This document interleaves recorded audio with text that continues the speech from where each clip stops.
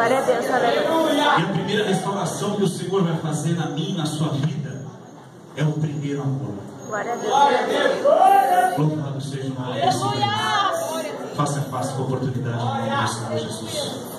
Poderoso Deus, Santo Tu és, Pai. A paz do Senhor a todos. Amém. É interessante que desde o início do culto, os louvores, a ministração e o louvor da Adorarte, e agora a ministração do diácono, falam sobre o amor de Deus.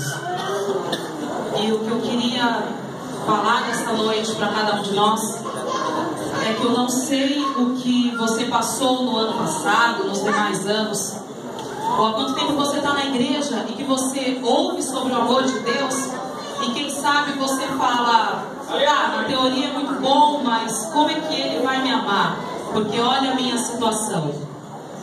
Não tente explicar, não podemos tentar explicar o amor de Deus. Não tem como. Não é compreensível ao homem entender o amor de Deus. O que nós podemos, graças a Ele, é viver este amor, é desfrutar deste amor.